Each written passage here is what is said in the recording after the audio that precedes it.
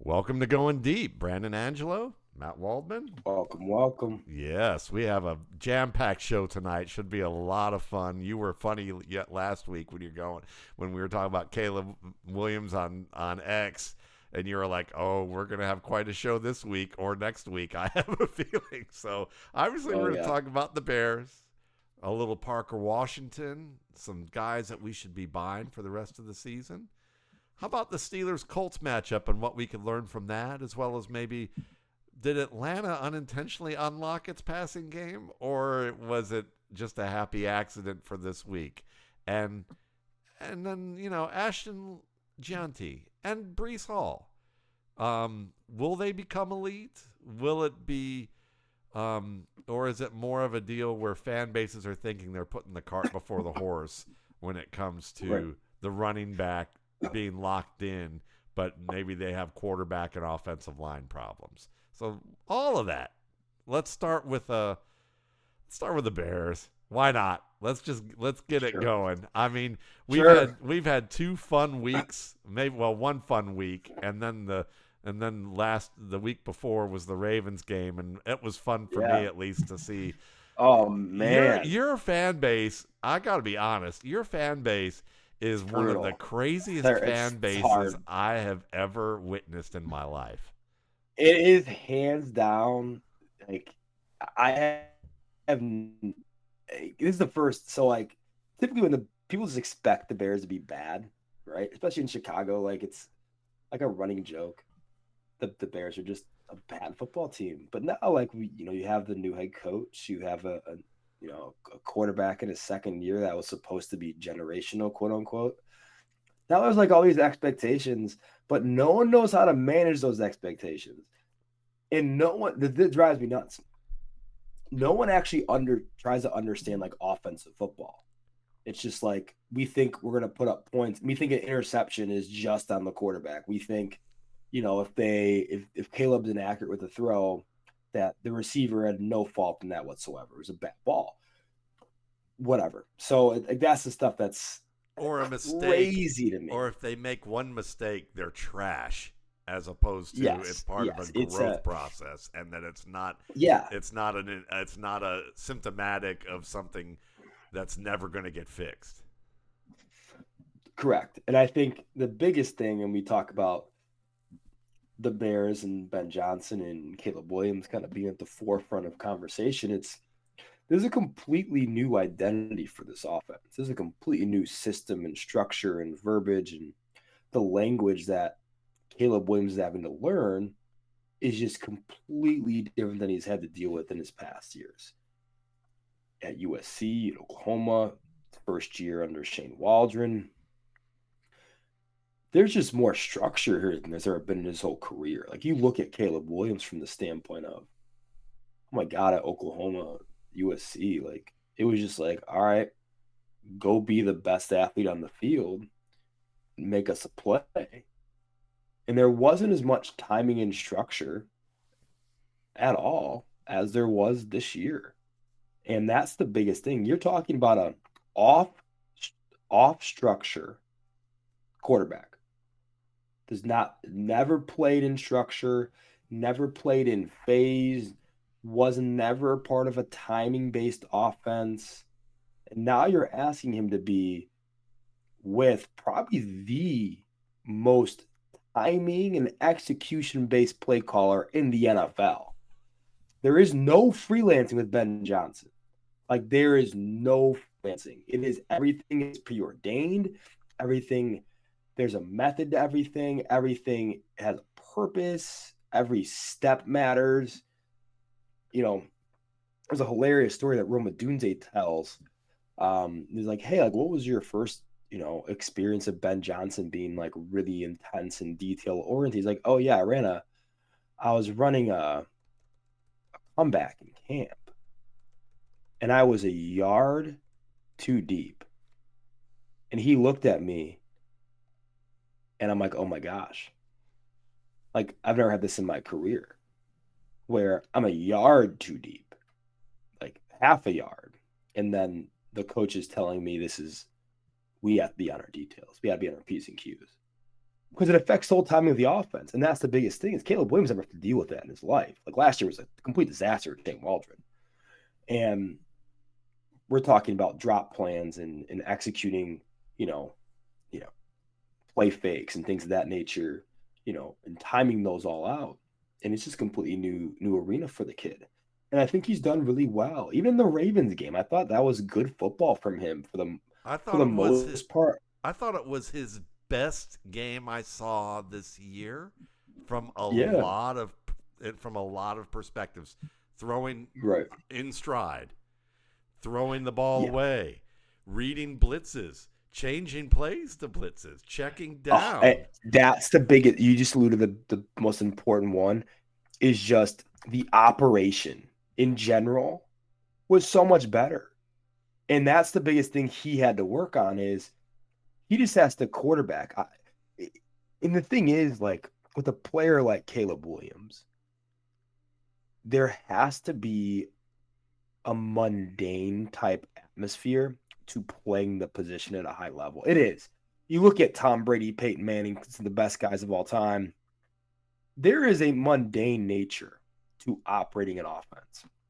And that boring type of play style is needed to have long-term success. Yes, there's times to put the cape on and be Superman, but offensive structure at the highest level is very mundane. It is you're up the line of scrimmage, okay, you're all right, what's the backer doing? I think the safety's gonna come down a little bit. All right, I'm gonna check Rome into this. Okay, we're good here. All right, I'm gonna kill this and let's go to my second play here. All right, I'm gonna make sure my run back. All right, DeAndre, let's get over here. And so like that's the stuff too, where it's like he's thinking about this. Like he's seeing it. And it's starting to look like Ben Johnson wants to look like. It's starting to look like actual offensive football and not just, okay, Caleb, go make a play. So that's not going to work. It might work against some really bad teams, but it's not going to, it wouldn't, here goes this. If he did that, it wouldn't work against the Bengals. No. Because Bengals are terrible. And so here's the thing about the funniest thing about the Bengals game, and I'll get off on my tangent. The thing about the Bengals game was what you noticed is this. Odunze was shadowed the whole game. He's your best option. Leading receiver in the Bears, has played good football this year, can be better, second-year player, but has played good football. Has grown a lot from his rookie year. He was basically taken away because the Bengals, the rest of their defensive stars in that defensive backfield they're playing poor football. So what does Caleb do? He doesn't even look at Rome. He's taking what's given to him. And that's, I think, the most mature thing you can do is, yeah, Rome is his number one target and the one he's most comfortable throwing the ball to. But he's taking his check down to Monangai. He's looking at his second, third read and knowing like pre-snap, like, all right, this is probably my best opportunity. I got to buy X amount of time to make this happen. And that's the really mature part you're kind of seeing, him work through is he's not just going to his guy. He's going to wherever the progression takes him, whatever the defense is giving him. And that's, I think, the biggest area of growth and maturation with Caleb. It's he's able to see things a lot cleaner. I think his accuracy will improve as the cognitive side slows down a tick more. That's the biggest thing. I don't think it's his footwork is sloppy. It's not. It's none of that. It's a timing based thing, right? The more you see it, the more you get used to it, the easier timing of the play is. The more he's with Ben, it just gets much cleaner as you do it. Like if you look at his week 1 to now, we're in week 10. Oh my God, night and day in terms of comfort level, and you're starting to see that. And I'm intrigued by the Bears offense, what they're doing running the football. I mean, if you look at, oh my gosh, man, you look at how effective they are running the ball from this year to last year. It's just, it is an unbelievable difference. Yeah. And they're honestly right now, they're a better offense from a per play basis than the Detroit Lions. Yeah. Like, it is a crazy difference. Like, you're talking about the 2025 Bears are averaging 234 passing yards a game, 144 rushing yards a game. Detroit Lions are averaging 226 passing yards a game, 125 rushing yards a game. Last year in Chicago, the Bears averaged 102 rushing yards a game and 181 passing yards a game. Crazy difference. Then you want to go compare this year's Bears to last year's Lions. Bears this year averaging 234 and 144. Last year they averaged 263 and 146 with the Lions. And so that's a big, like, you look at the difference between this year and last year's Lions. But Brandon, and that's the Ben Johnson effect. But Brandon, what about completed passes over expectation? This is like the fun part about like being a part of the Bears fan base is we will cherry pick stats we've never seen in our life because they are not good. We're not in the upper right quadrant of those. It is completely just, oh my gosh, we stink. Where's Tyson Bagent? Like, that's like the craziest thing. Yeah. And it's like Odunze drops 2 passes that are like difficult, really like high degree of difficulty. Like primary, this is not what a number one, primary elite number one Jamar Chase, Justin Jefferson should catch that, or they hope they will. Yeah, right. And it's like, oh, this is not a wide receiver one. Why are we giving him all these targets? It's like, oh my God, like last year, like CeeDee Lamb led the NFL in drops, bro. He had like 11 drops. Brandon Marshall, Terrell Owens. Yes. You know, doesn't matter. Guys. The more you're targeted, the more you're gonna drop. It just because here goes this. If you're a wide receiver one in NFL offense, you're on the best corner. Coverage is stickier. Coverage is shifting to your side more. So the window's a lot tighter. So yeah, you're gonna drop. So like that's the stuff I'm like, oh my gosh, like this is crazy that we're having this conversation. But with the Caleb Williams stuff, it's like, yeah, like he's just light years ahead of where he was last year, and even at week 1. Yeah. Let's listen. Okay, first of all, I love how you brought up the offense and how it is more structured than any other offense in the league. You know, there's another quarterback I remember who came from an air raid offense, which is, you know, Mike Leach's spread formations, multiple receivers stretching the field, and it's really known for its being simple. It's like a highly diluted version of the West Coast offense. It's kind of like instead of the West Coast offense talking in high-level paragraphs with SAT caliber words for only people who get into Ivy League schools. The air raid's more like a middle school chapter in like in some sort of in a book that's to their grade level. Okay, I mean I don't want to make it sound that simplistic, but relative to things, that's kind of what's going on. It's really to emphasize athletic ability, getting the ball out fast, simple for execution, no hesitation, so you can just play fast. That's what they do, and you can out-athlete people in the air raid with all of your great athletes. That's why it works so well in the college game and has had some progress in the NFL. Well, this young quarterback I remember seeing from Cal played in the air raid, and then they moved him to a West Coast offense in L.A., and everyone was freaked out that he wasn't ready. He wasn't ready. Jared Goff, our number 1 overall pick, wasn't ready. And then he winds up with Sean McVay, who, yes, puppet stringed him, talked in his ear, pretty much guided him through a lot of different things, but also demanded a high level of structure. And Jared Goff did pretty darn well. The things he didn't do well with was the blitz. And guess what? The blitz and different types of pressure and different schemes being hidden, when you're learning a new system, the last thing that's going to come to you is when things don't go as expected and everything's broken. And you got to figure out how to make it work when everything's coming to break it right away. So, of course, he wasn't good against the blitz right away. If you watched him at Cal, though, he was fucking awesome against pressure. He was very good in the pocket. So it wasn't like he was like Blaine Gabbert all of a sudden and just like Sure. shrunk away, or Jimmy Garoppolo at certain times in his career that kind of, or Carr that just like completely implodes.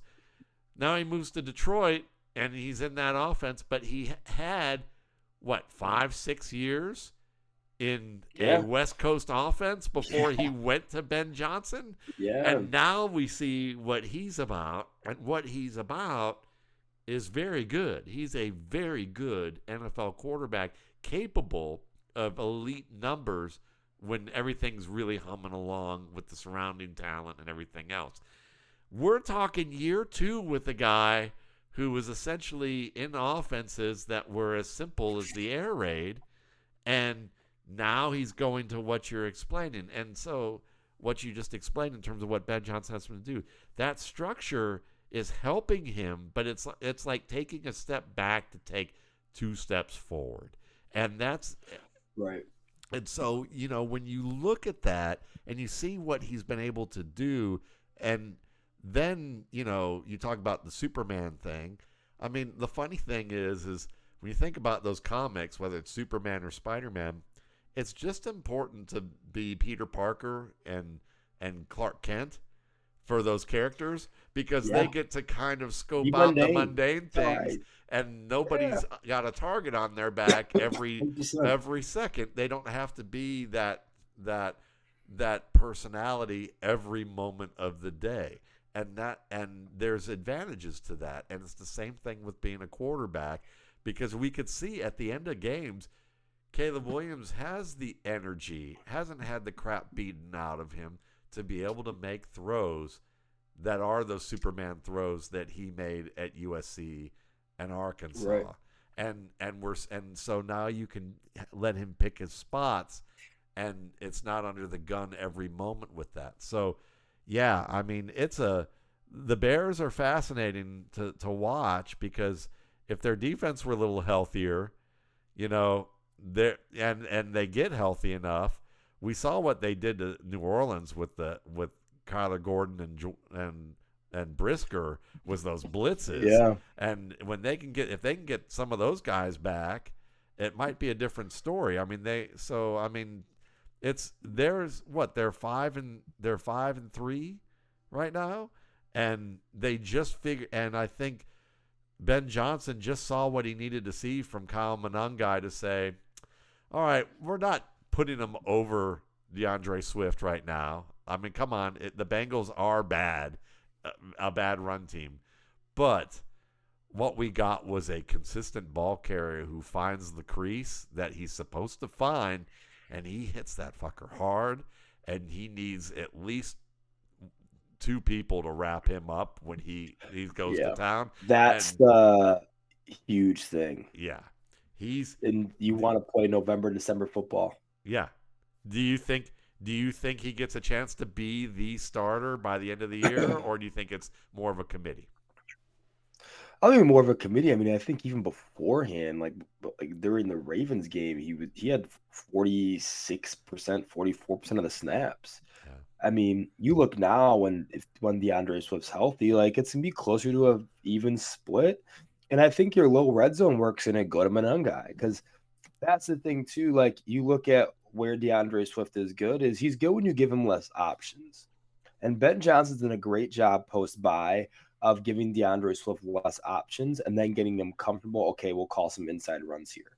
And so that's where it's been good. And obviously DeAndre Swift's probably the better in-space player, better as a pass catcher in the screen game, all that. He's great there. Really good screen game back.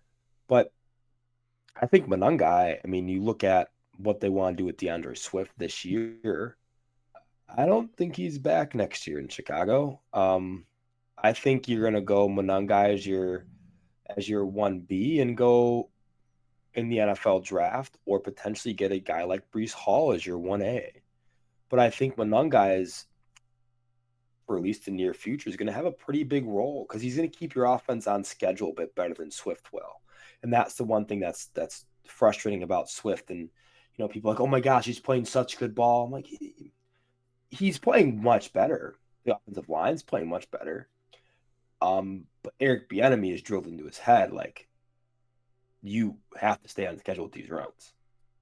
Like there's no off schedule nature to what these are called in Ben's offense. Like they're just so timing based with their blocks and how they run and operate inside zone and outside zone as well, and duo and all this. So, but yeah, Monangai's been awesome, and I think he's going to continue to play a large role in that Ben Johnson offense and be, the David Montgomery of what you had with the Lions last year. And he's going to score a bunch of freaking touchdowns because that's going to be something that's going to take pressure off Caleb in the low red zone, is having a guy that can get on schedule, can get downhill and be a force to tackle, and in between, the 5-yard line plus. Beautiful. Yeah. No, I mean, I think that we're definitely going to see the 1A, 1B type of situation. And if Swift decides to go veer away from what's been taught him, it could very easily turn into basically Kyle Monangai being Jalen Warren and DeAndre Swift being Kenneth Gainwell in terms of the amount of the percentage of touches that these guys wind up with. And it could be reversed that way. But I would say the safe thing for fantasy people is they did say today that, oh, yeah, he's earned more opportunities for sure after what he did. They said that. 100%. But like you said, it wasn't a big step because of what we saw in the Ravens game prior. So yeah, I think that it's safer to probably look at him as like, you can probably use him as a running back 3 or running back 4 in fantasy, and then know that he has RB1 or RB2 upside for you, and that's the safe way to look at it. But if you're trying to like shoot for the, really swing for the fences with this and think, oh, I'm gonna try and anticipate that he's this good and I'm gonna pay RB1 or RB2 money for him, you're overpaying. Mm-hmm. Don't do that. Yeah. I would not do that. That's all I would say is.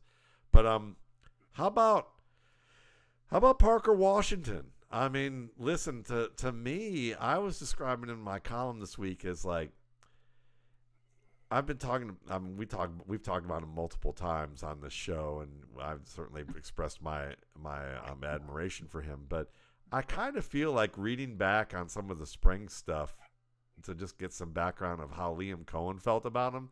I feel like he's kind of like the misfit that Liam Cohen really didn't want. Like Liam Cohen's like, I want tall, fast, quick twitch, like open, guys who make people miss and stretch the field in every direction. Diami Brown is going to be my number 3 guy.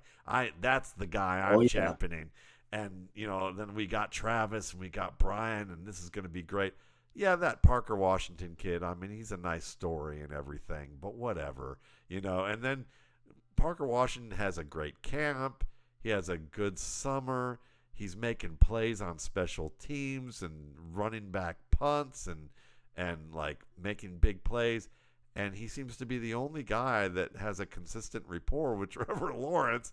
And whether and he's also the guy that Trevor Lawrence can have bad accuracy, and Parker Washington's ability with his catch radius and toughness erases some of that. He kind of mitigates some of Trevor Lawrence's issues. And now I kind of feel like, heading into this week, Liam Cohen was probably thinking begrudgingly, well, we don't have anybody else left, so we got to use him. And it worked out reasonably well. Again, weaker Raiders defense, but still, it seems like he's begrudgingly accepted, this is what I got, and it's working, and it's gonna give us a chance to have some winning offense, so why not?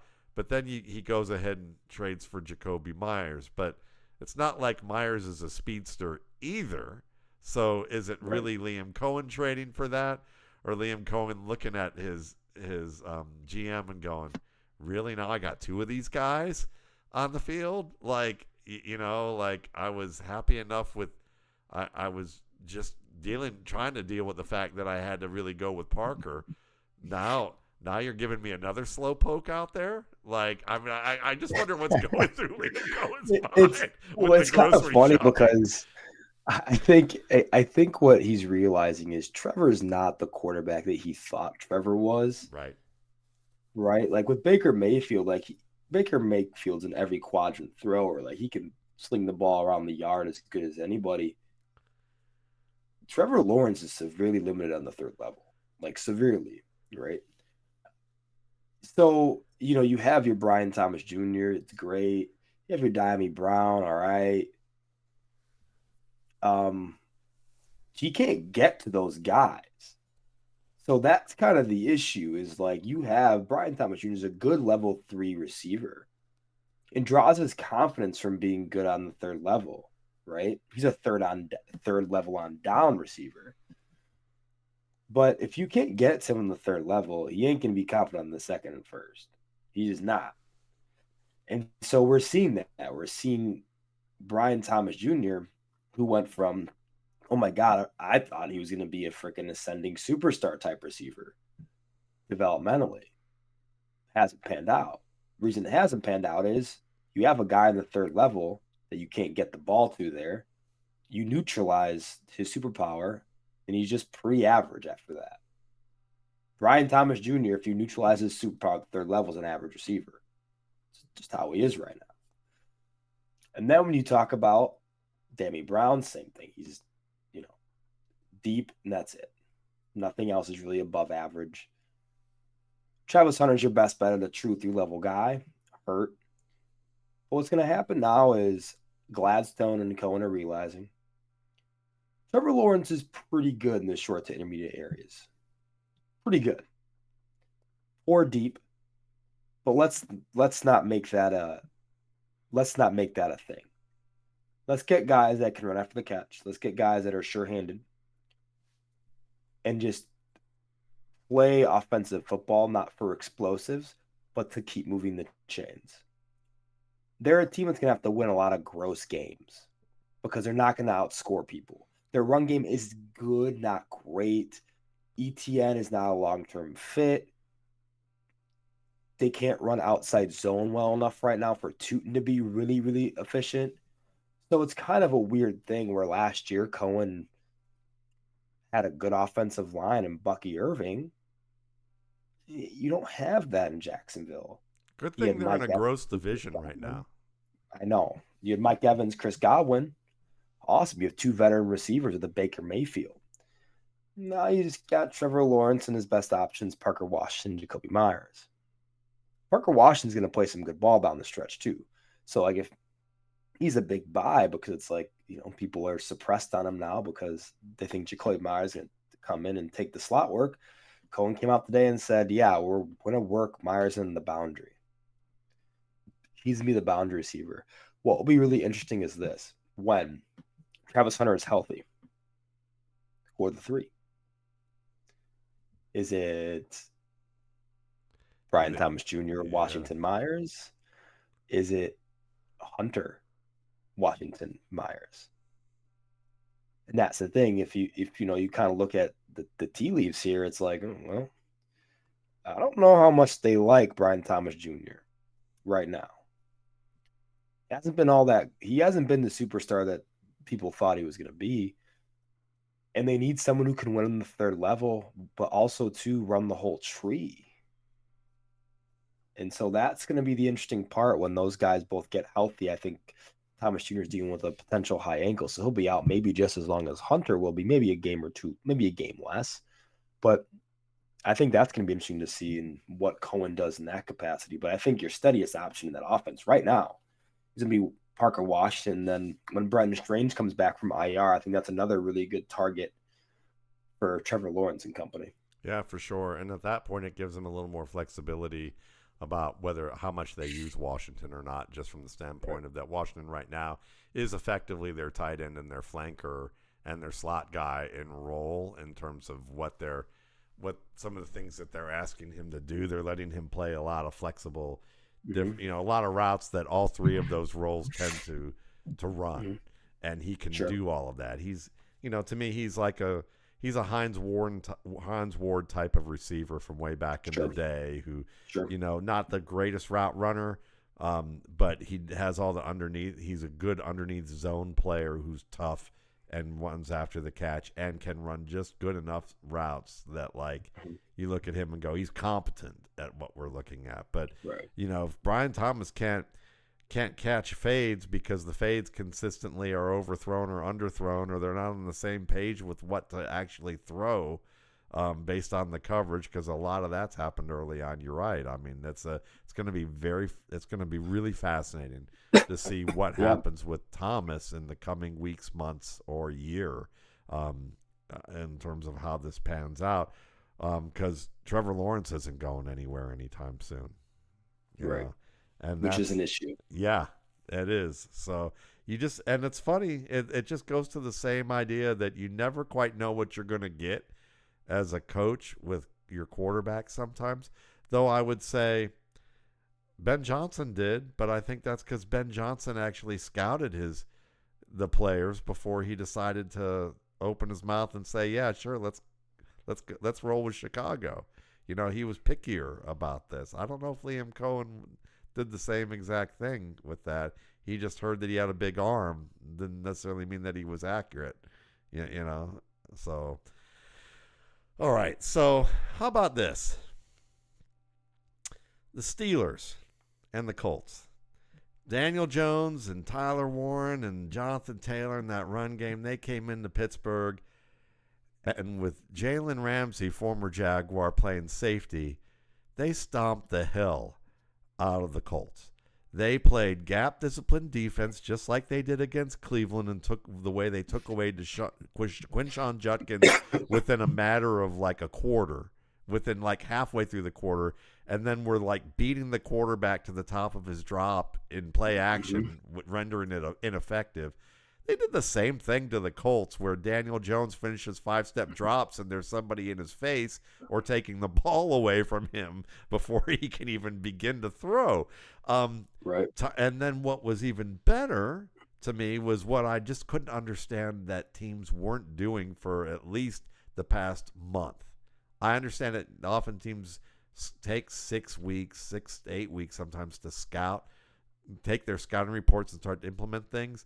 But the amount of times every week that I saw Tyler Warren getting gimmies from really good scheming on one hand, it's like Tucker Kraft and Tyler Warren got free parking pretty much every week. It doesn't mean they're bad players. It doesn't mean they're not capable of more. It's just a credit to LaFleur and to Steichen that they were able to say, you know what, delayed releases to the flat, or let's run Jonathan Taylor out of the backfield and get the linebacker flying downfield to chase the back, and that allows, Warren and Tucker to or Warren and Kraft to just float out there into the flat and have 10, 15 yards of runway before they go. Or let's have this, we're going to cross a receiver across the face of a linebacker or safety in the flat who doesn't have that coverage responsibility and should know that, but they're going to react to that going across their face anyway, and then that pulls them away, and now you have this wide open stuff. Every week, I saw at least 2 of these plays every week for these guys, and especially for Warren. And Warren, in the I think it was the Chargers game, where he accounted for I want to say something that I had it written down, but it was literally over 80% of his yardage came from these gimme plays where nobody was around. If you think we're the only people that noticed it, the first thing I heard on the broadcast when I listened to the replay was J.J. Watt going, the first question I asked Tyler Warren was, how does it feel to catch a ball and nobody's around and look around and go, where are all the defenders? And the way that Warren responded, it almost sounded like he was defensive. I'm not going to say he was, but he kind of said, well, it's the scheme. I mean, got to credit the scheme. They're putting me in a great situation for that. But the thing is, the Steelers finally said, enough of this business. You're the guy that we need to rally to. You're the guy we need to make sure eats turf. You're the guy that we need to hit and hit hard, whether you got the ball or we think you're going to get the ball. We're going to make sure we get downhill and limit your yak. And they limited that yak. And a lot of that stuff comes on first down. And the Colts are our first great play action team on first down. That's where they top the league. And the Steelers took all that away. The run game, they took away those little gimmies, and then Daniel Jones actually had to operate from a neutral or disadvantage from a down and distance standpoint. And the Steelers were meeting him in the backfield because they were like, we don't believe in your play action. We don't believe any of that really matters. We show you what we just took away with Jonathan Taylor. And Daniel Jones threw 3 interceptions, had 4 tip passes, which were passes that were pretty much predictable. And he's always been a tipped pass guy as far back as college. More tip passes than Kyler Murray in that same year from what I scouted. And because what he does is kind of predictable, and you can kind of see it coming, and the linemen know that, and they're getting enough push that he doesn't have the room to be able to operate like that. And it was just, it was a rough game for me. Made some big throws, and as J.J. Watt said, J.J. Watt was kind of defending him.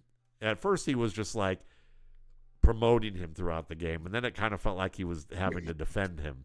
But he was promoting him and saying, "Look at these throws he's making." I mean, Daniel. All I hear is that it's this offense, and Daniel Jones is just managing it. Look at these great throws that he's making.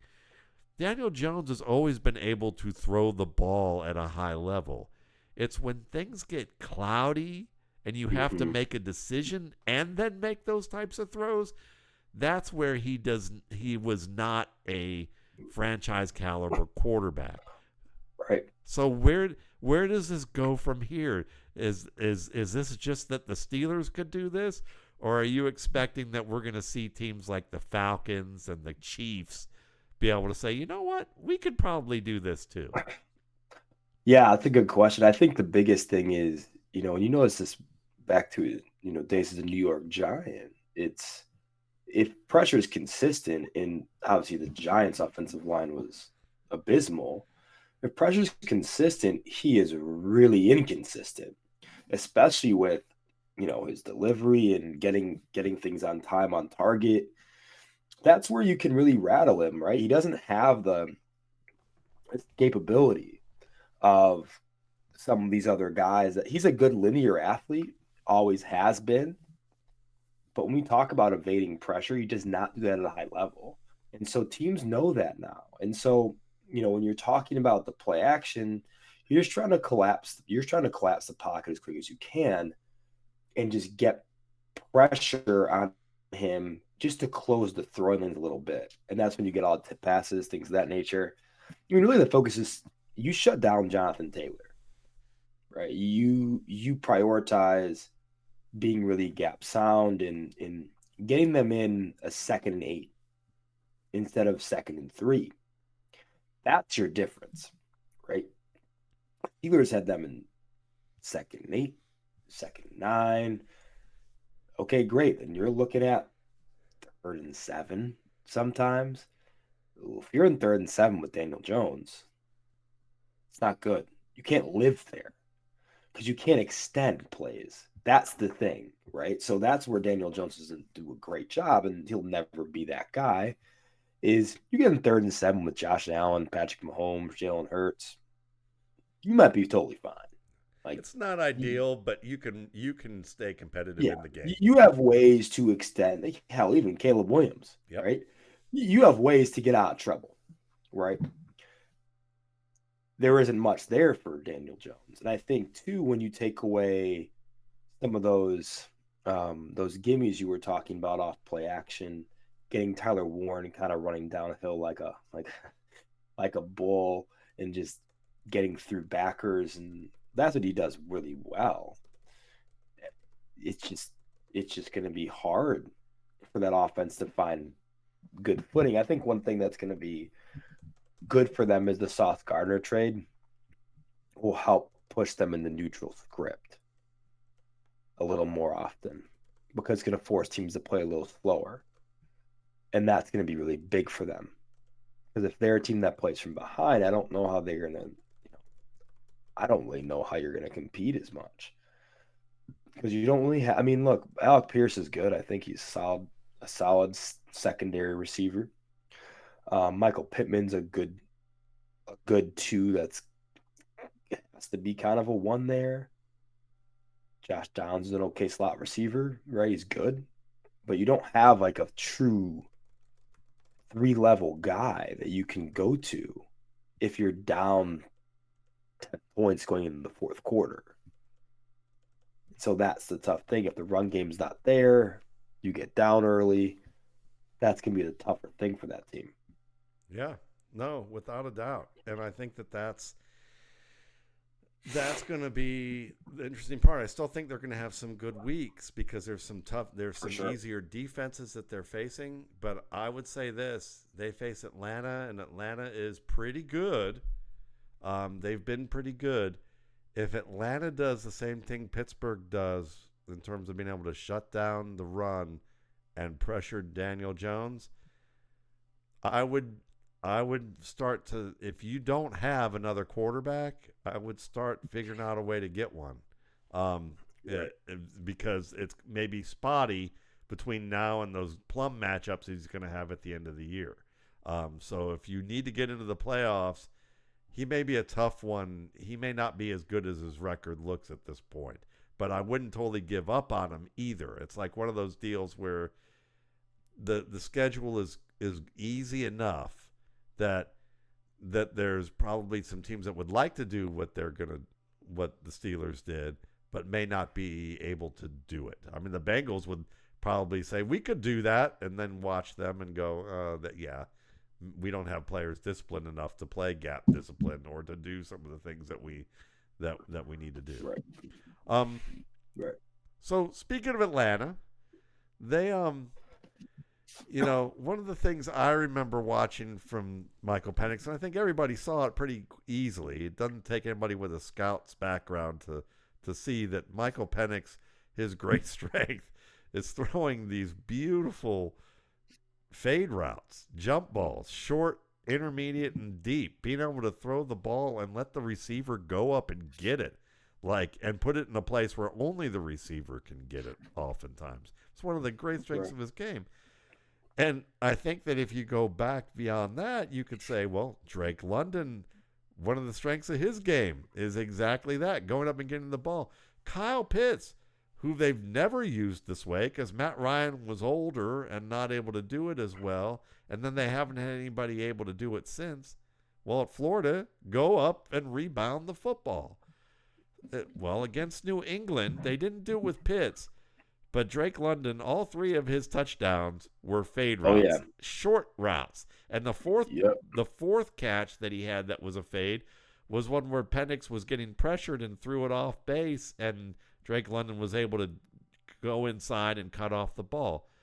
I guess my thought is, do you think Michael Penix and company said to Zach Robinson, hey, you know what we're good at here. Why aren't we doing this?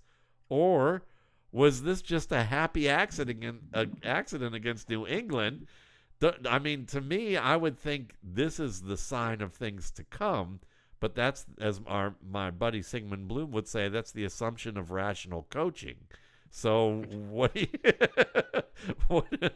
isn't that a great phrase? Here it is the assumption of rational coaching, which is tough because Zach Robinson runs the whole heck out of pistol, which drives me absolutely freaking crazy to watch week to week.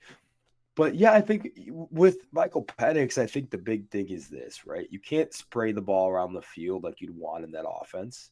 It's just not going to happen. I think Darnell Mooney's a nice ancillary piece. Kyle Pitts has his warts.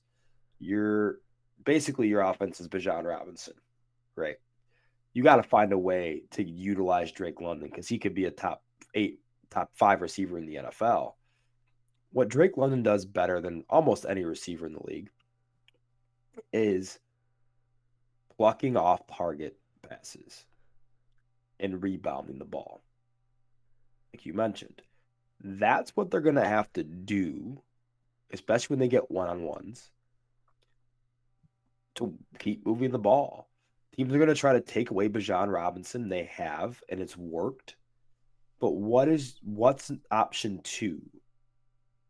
It's got to be Drake London, and Drake London should be option 1.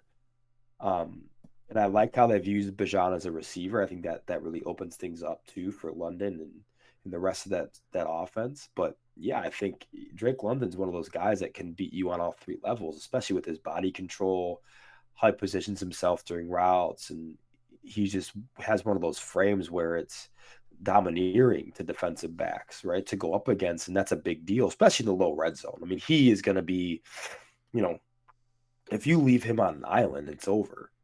And that's what we saw against the Patriots.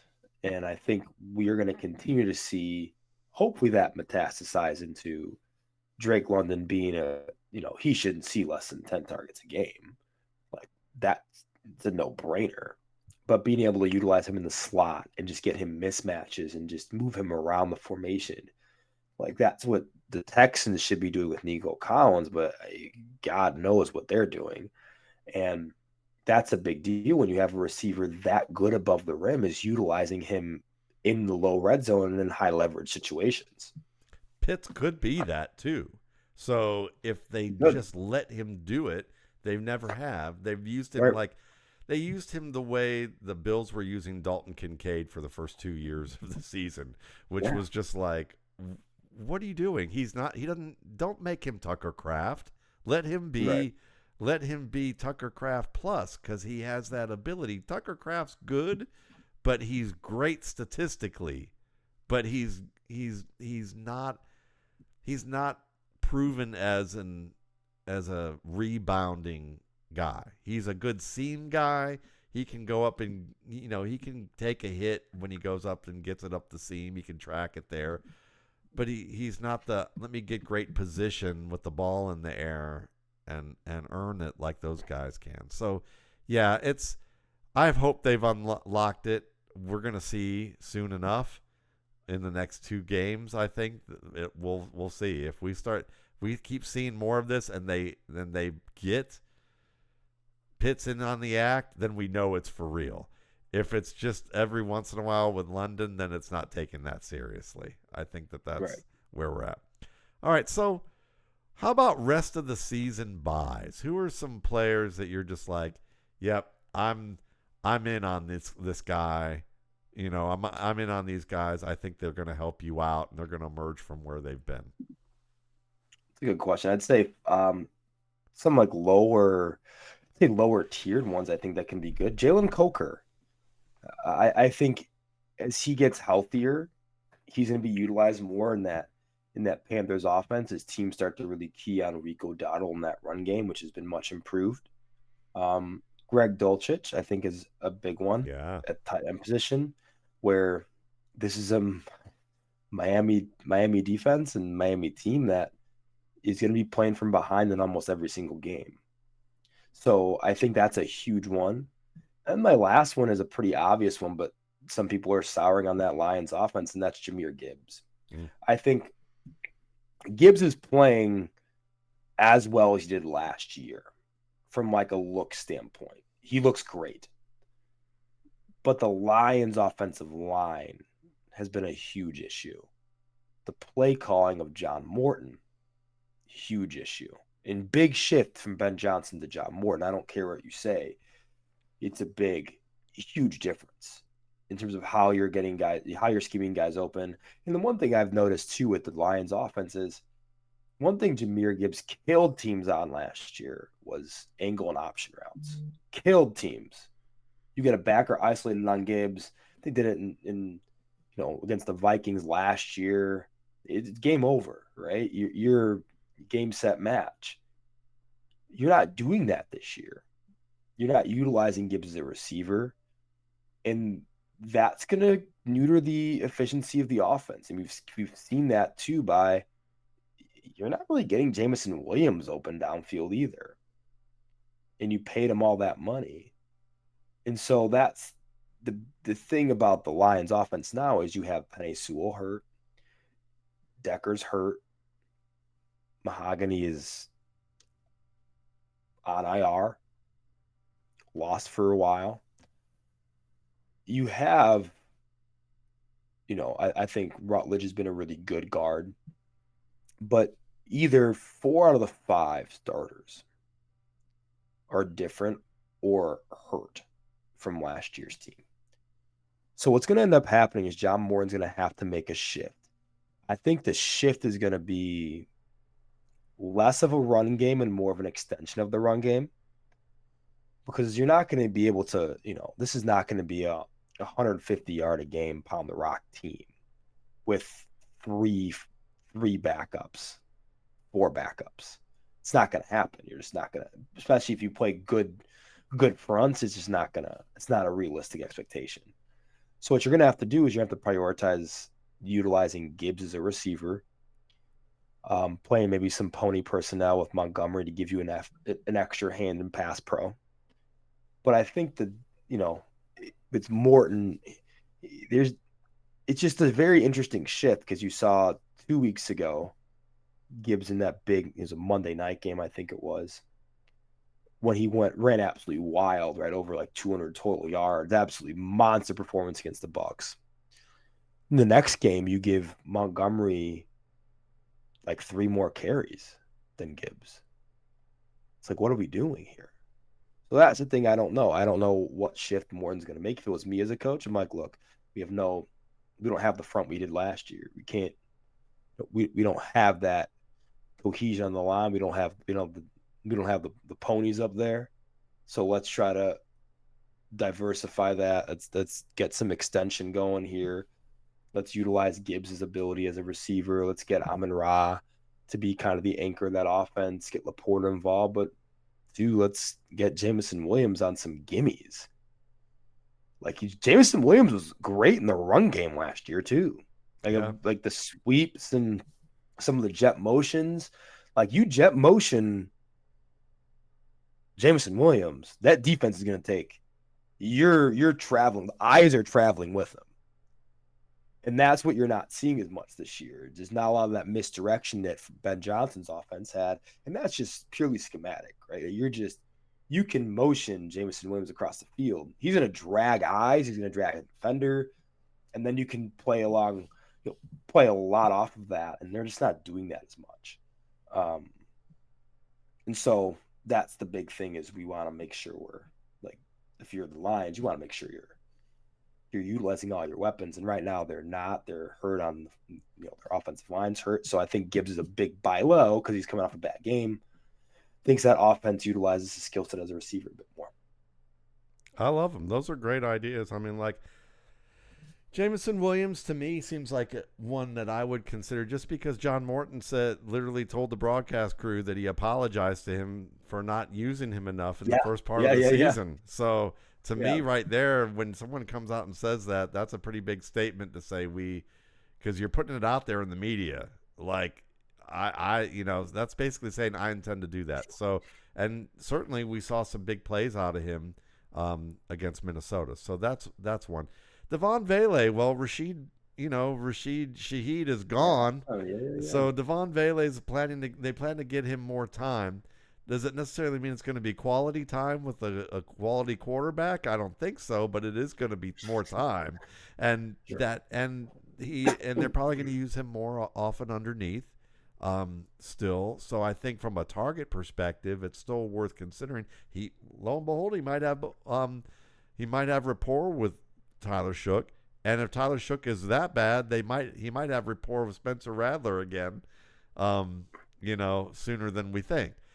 Speaking of quarterbacks who got benched, Kyler Murray finally got benched, and it took basically a middling bridge starter in Jacoby Brissett, who's beloved by his teammates in the NFL, multiple teams and coaches, to show what consistent football can do when you actually just play good football and not try to out-athlete everybody and lean too hard on yourself.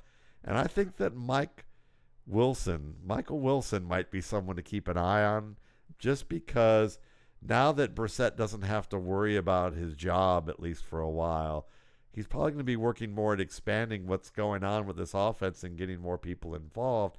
And Wilson's been steady, and Wilson's been consistently a little better, not like massively better, but consistently getting more opportunities his way because Brissett looks to him as opposed to trying to run.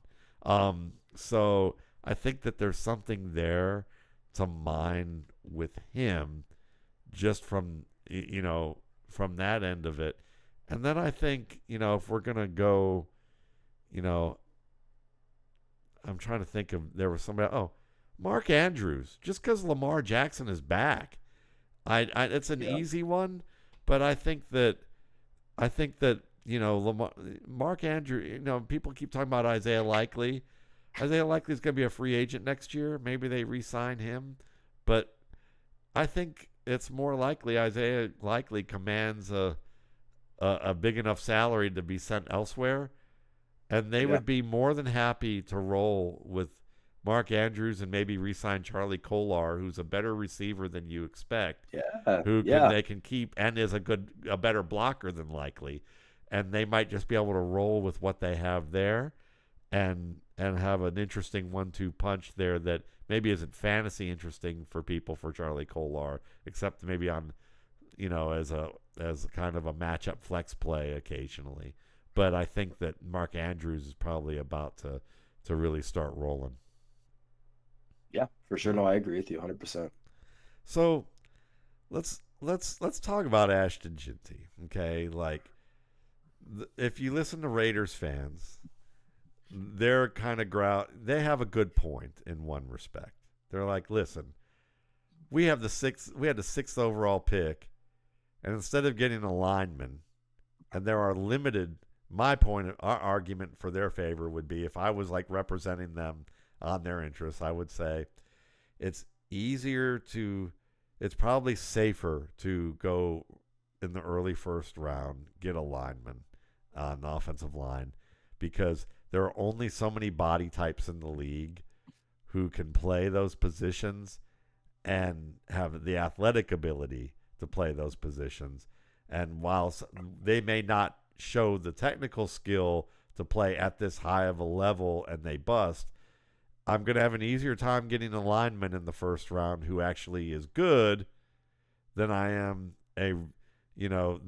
just trying to go with a running back that I could probably go a little bit later. I could go in the second round if I really like a running back, or a third round. And there are people who would argue, though I've looked at this a little bit more, and we'll get to that, who've said, I could go in the third day and get a good running back. And the answer is yes, you can, but maybe not for as long as you think. So that's but we'll get to that. The thing that's, so if I'm representing them, they probably we put the cart before the horse. Why don't we build in the trenches first? And everybody wants to say that now, because you look at the Lions and what they did. You look at a lot of teams that have had success. They built the trenches and worked their way outward, and then they got their skill players. But you're Pete Carroll, and they were hoping that they were going to get a cow, and he came back with magic beans and Ashton Jeanty. He also had a tight end in Brock Bowers who's some magic beans that was already on staff there. So their argument is probably, we saw Jeanty. We think he can be special. We think he can be special on a level where when we get our offensive line built out, he's going to still be around, and he's going to make us a great team in terms of either a great team in record or a great enough team to be attractive enough for a veteran quarterback of, still in his prime to want to play here, or we're going to be able to draft a heck of a player in its wake. And people might go, well, that doesn't work like that. And you could say, well, it worked for LaDainian Tomlinson years ago when they traded the rights to Michael Vick, essentially, to get LaDainian Tomlinson and then a second-round pick that turned out to be some magic beans named Breeze. And they didn't have an offensive line. And LaDainian Tomlinson, I went and looked today, he had over 400 touches in his first year. He had 8 fumbles, which was one basically every other game in terms of rate. He had 2 plays over 30 yards, running or passing. He averaged 3.7 yards per carry, and he only had 4 games over 3.6 yards per carry in his first season. Wow. That's it. I remember playing him in fantasy, and like he was a top 12 running back, basically because Marty Schottenheimer and company, or I think it was Schottenheimer at that time, was there, was like, doesn't matter. We're going to feed him 400 times. He's going to get the ball. It's like Eddie George in his heyday the same way. It's like for sure. the skill was he was available, that you could pound him like a sledgehammer and he wasn't going to dull, even though you were beating it against rocks and it took a lot of times to crack the rock.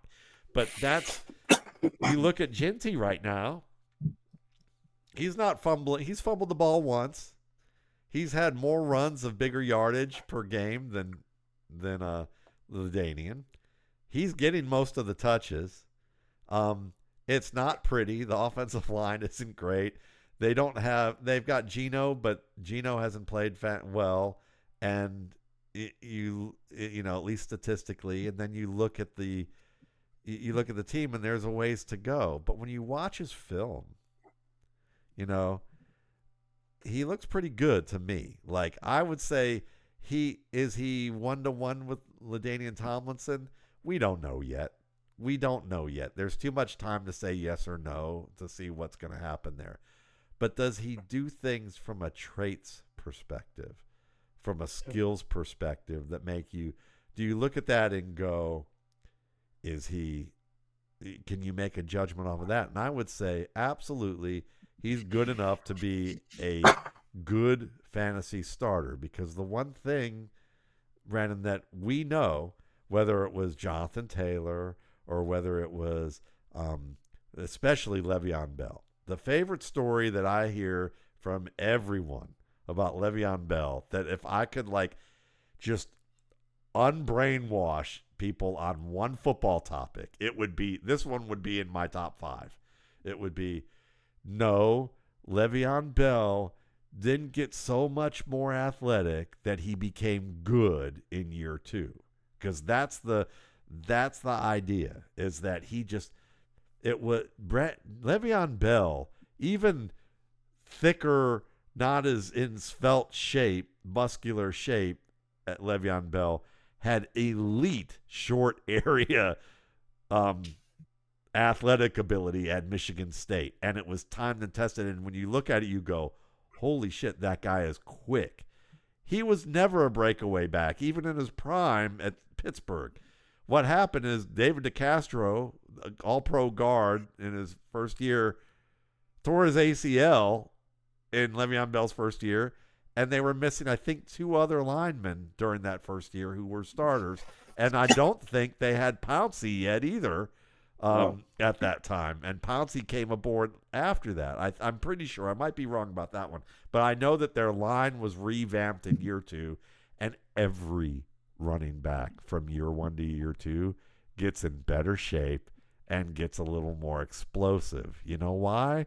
Because they have pro trainers, because they're dedicated. If they're dedicated to their work, that's now a full-time job that they're doing this. They're learning some new things, and they're figuring out ways to do that. More often than not, so yes, he got more athletic, but that was not the reason. So when I look at Ashton Jeanty and people go, he doesn't have it, or he's not going to be elite. You know what?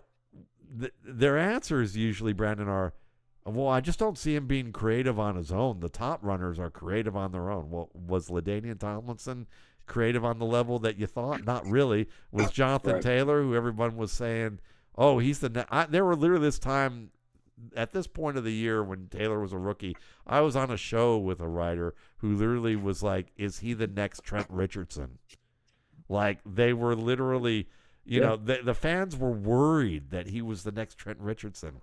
And then you look at this, and they're like, he doesn't create the way that we thought he does. He's not breaking away runs. Offensive lines create breakaway runs, and wide receivers, because they give you breakaway runs happen this way, Brandon. You know this as well as anybody. Is like, usually it means it's either a short yardage play or everyone's stacked the box and they block everybody up perfectly, or one guy gets through, and the back's able to avoid that one guy, find the lane where he vacated, and it's wide open, and there's nobody in the secondary, or he finds the right bounce and everything's blocked up perfectly, or he gets a free run into the secondary untouched with a big runway, and then he's able to do his magic, making multiple people miss. Very rarely do you see a Marshawn Lynch beastquake, or Jim Brown, or Gale Sayers, or Barry Sanders when he defeated what seemed like 11 men on the field. We remember those, but they only happen once in the careers of some of these guys. Or if you're Marshawn Lynch, maybe 2 or 3 times. But there's a reason why he's one of the leaders. If you look in the league at like backs who've had at least 7 years, and in the league, and of those 7 years or more, they've had at least 5 seasons of running back 1 or running back 2 production. Lynch is up there with LaDainian and Adrian Peterson. Sure. So, I mean, what are your thoughts on Jeanty from what you've seen? Because from what I've seen, he's worth the value, and I'll get into more in a minute. But I want to know your thoughts on it because I've shared it off for the moment. Yeah, no, I mean, I think he's definitely worth the value, and I think the big thing is this: if you plan to fix the offensive line, that's the priority, right? Because you take a look at the top 5 offensive lines in the league: Broncos, Bills, Colts, Chiefs, Eagles. Okay. You average their yards per carry from their best back, their whoever leads them in touches, 5.14. It's a big number. To the bottom 5: Browns, Dolphins, Saints, Raiders, Bengals, 4.16. I omitted the Chargers because they've had everybody injured. They're top 5 line, in my opinion, top 8 line if they were healthy. 4.16. So it's like a yard per carry difference. When people say, this Ashton Jeanty's averaging 4.23 yards a carry, that's not good enough. He's not averaging that. The offensive line is. You're telling me J.K. Dobbins is averaging 5.1 yards a carry? He's a yard per carry better than Ashton Jeanty? No, he's not. It is a offensive line stat. You take Ashton Jeanty, you put him on the Denver Broncos. Holy cow, he's averaged almost 6. That's the big difference, James Cook's averaging 5.7. That's kind of that's the thing. It's if you can be consistent up front, have a good plan. I actually don't like Chip Kelly either. I've never really loved him in the NFL realm as a play caller and offensive orchestrator. You get a better offensive coordinator in there in Las Vegas. You get a better offensive line. Ashton Jeanty is a Pro Bowler plus, right? And that's the thing is, no matter where you can get those guys really matter, right? It's not like a Pro Bowl punter. It's a totally different thing. Because Ashton Jeanty can hurt you as a receiver, and they haven't really worked on that yet and found that out. But he's a good receiver, really good. That was what he was good at the year before he came out at Boise State. That's the thing that first jumped out to me is, man, this kid can catch football, plays well in space. But yeah, I think he's every bit of what I thought he'd be, and the Raiders are every bit of what I thought they'd be from an offensive line perspective. Yeah. So I think those two definitely mesh, and it's like anything else. It's the efficiency of the offensive line is going to dictate the efficiency of the back from a game-to-game basis, because you have a bottom 5 offensive line, you play a top 5 defensive front. Well, you're going to have games like Saquon Barkley had when he had 20 carries for 15 yards, which is the New York Giants. That's the thing is, you look at Saquon Barkley when that Giants line was a disaster, and my God, there'd be games when he averaged 0.8 yards per carry, 2 yards a carry, 1 yard a carry. And when nothing's there, yeah, Jeanty's a great athlete, but you're not out athleting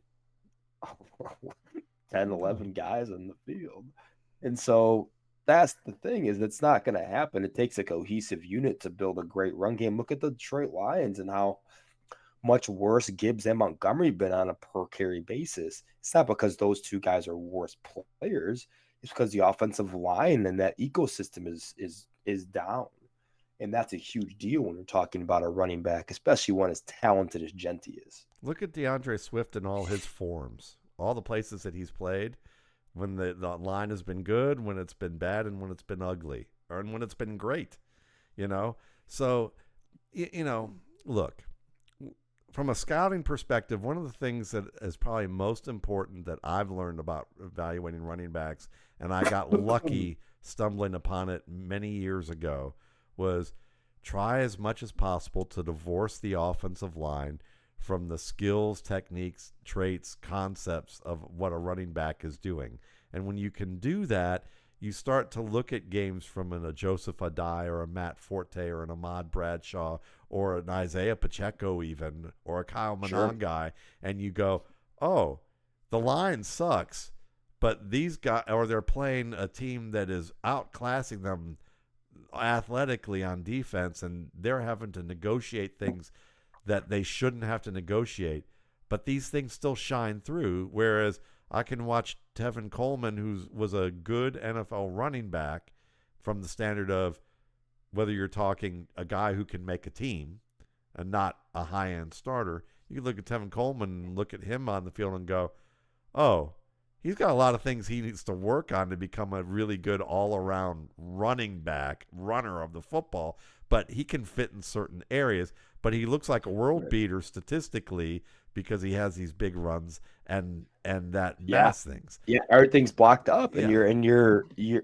downhill and you're killing it. And it's huge. It's such a big difference. Like, that's why you can't take like yards per carry and other metrics and say, oh man, this back is so much better than this back. Like, the biggest thing you look at is, in my opinion, is Saquon Barkley early in his career. Yeah. Outside of his rookie year, his time in New York was not great. No. Like, they just weren't good enough offensively, and their offensive line wasn't good enough. They couldn't sustain drives, and that's another huge one too, right? To have big statistical outputs, you have to be in games. You have to have neutral or better script, right? You have to sustain drives. And so that's the thing too, is the Raiders aren't good. They're not a good football team. And they're going to be playing from behind a lot. So it's like, yeah, you're not going to get those big 25 carry, 136 yard, performances from Jeanty, because they're just not a good enough football team to have those type of game scripts and live in the low red zone where you're getting Jeanty 2-3 touchdowns a game. Sometimes you'll be lucky if you get that twice a year for this near future. Yeah, and when we talk about building, while like I've brought up early, Raiders fans probably have a point about maybe we should have gotten an offensive lineman. But, again, there is, I think one of the biggest problems we have in society, just from my old man perspective, would be that people are looking for the truth when there are multiple truths. Multiple things can be true at the same time.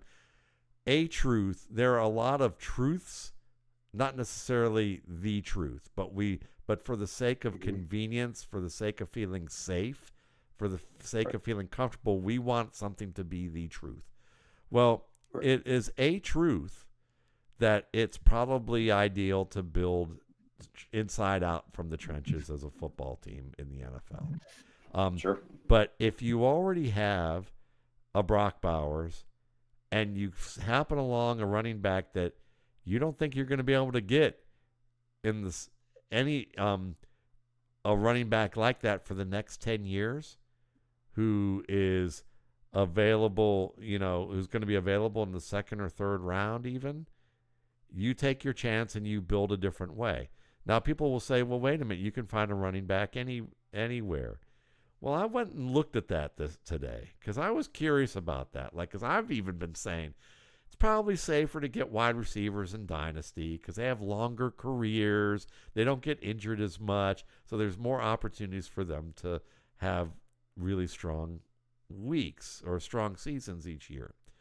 So I look back to about players whose careers ended no later than like 2015, 2016. So I went back about 20 years worth of wide receivers and running backs. And I'd put this parameter of did they play at least 7 years in the league? Did they have at least 5 years of running back to or wide receiver to production in fantasy?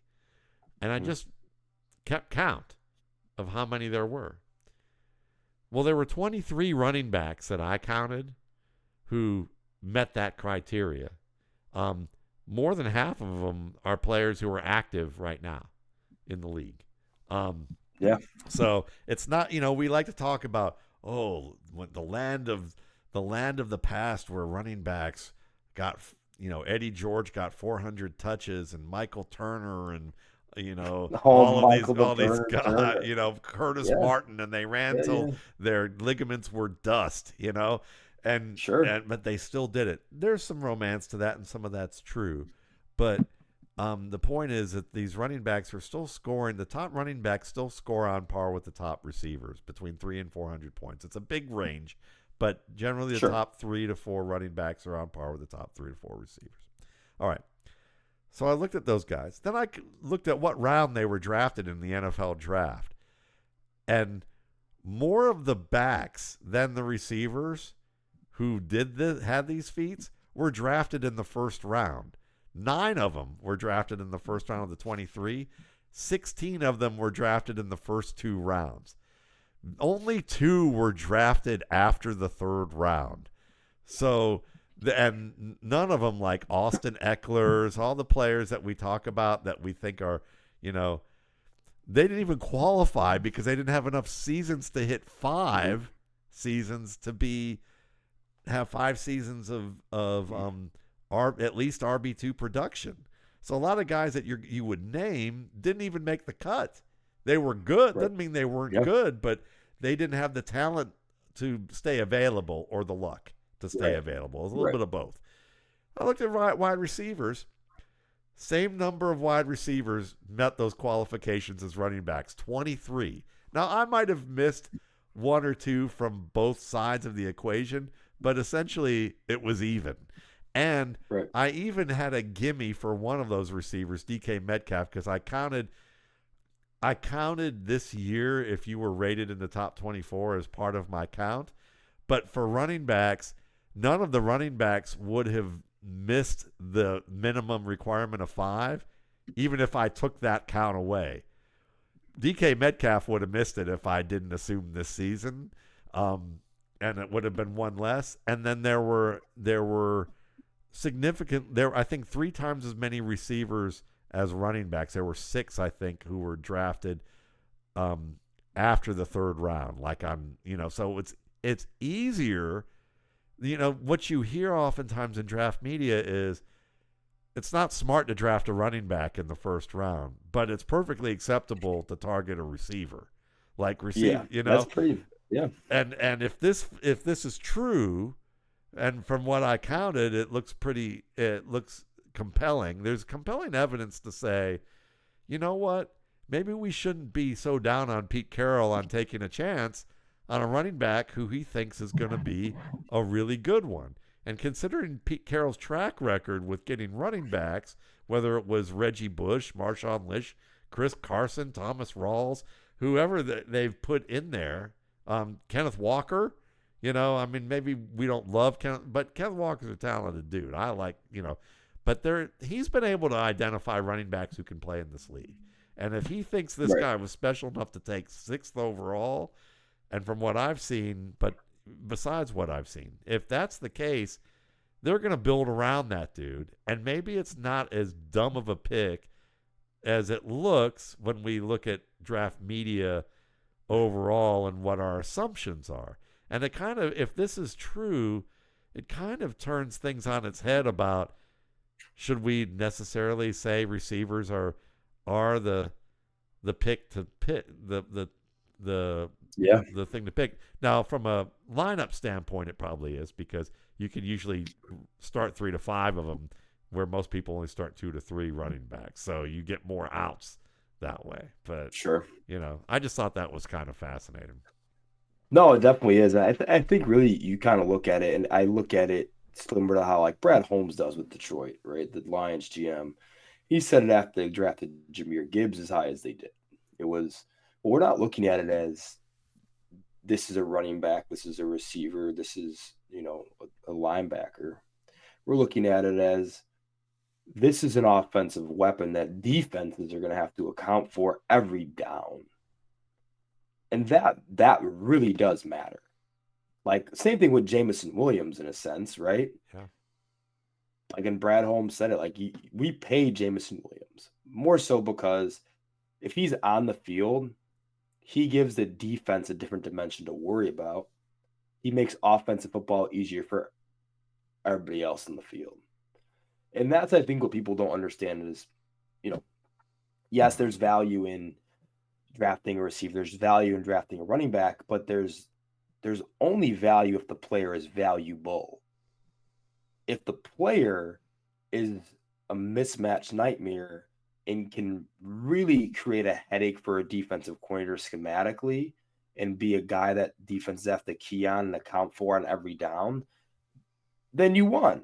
That's perfect. That's a great pick. Like that is a super important, impactful player every single game you play. And that's what Saquon Barkley is. That's what Jahmyr Gibbs is. That's what Ashton Jeanty is. That's what Bijan Robinson is, right? Like those are guys that defenses, wherever they're at in the field, have to account for. Now, I wish Chip Kelly would be a little more creative in how they utilize Ashton Jeanty to help open things up for Brock Bowers and co.